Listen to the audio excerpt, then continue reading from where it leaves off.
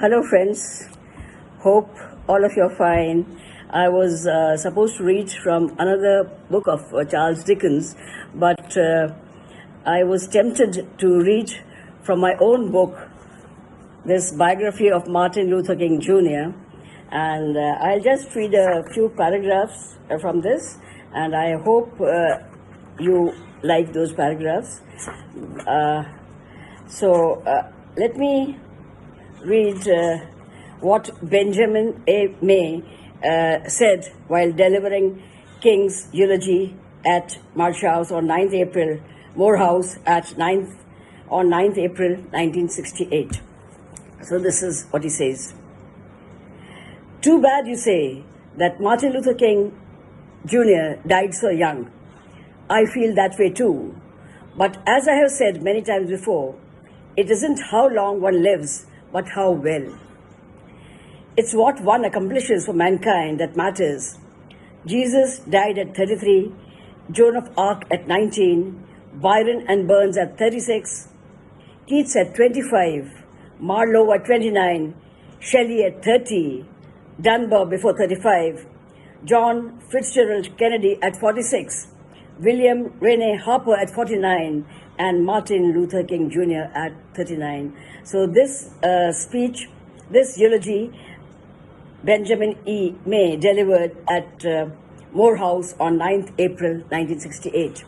So now I'll read from the prologue of my book. On 9th April 1968, at 5 p.m., Reverend Samuel Billy Kiles arrived at Lorraine Hotel to pick up his friends, Ralph Abernathy. He and Martin Luther King indulged in a lot of light-hearted banter and some back-slapping bonhomie, while the outside world perhaps wondered what these three preachers were doing in a room for an hour.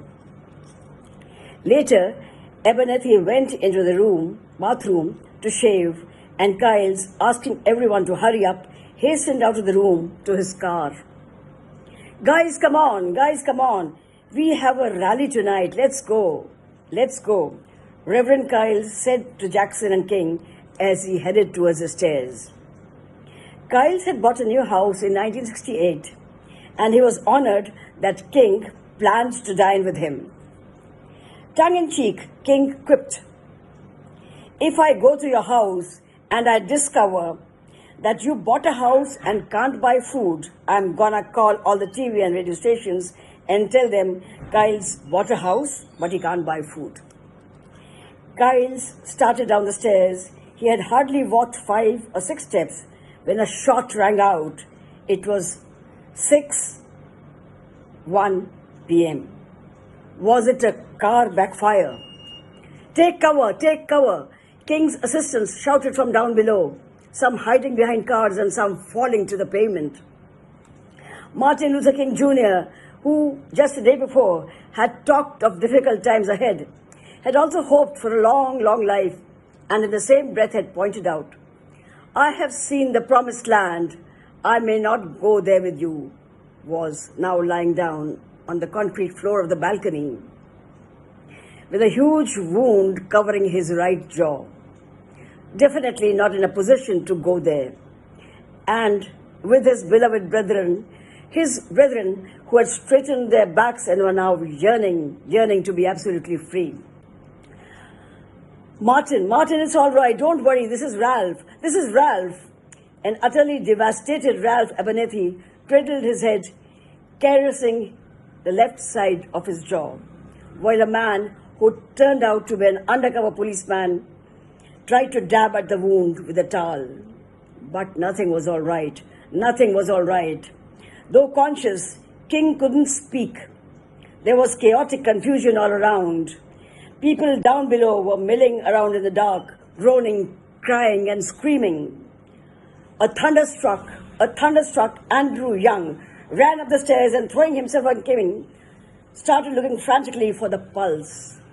Unable to find out, he burst into sobs, crying, oh my God, it's all over. No, it's not over. Don't you ever say that." Abernathy spoke through tears. So this is the prologue of the book, and it was published by Vitasta Publishers. Only in darkness can you see the stars. If you want to read the book, you can get it from Amazon. And thank you so much, Mushtaq Bala. Thank you so much, Kashmir Pen, for this wonderful opportunity. Thank you.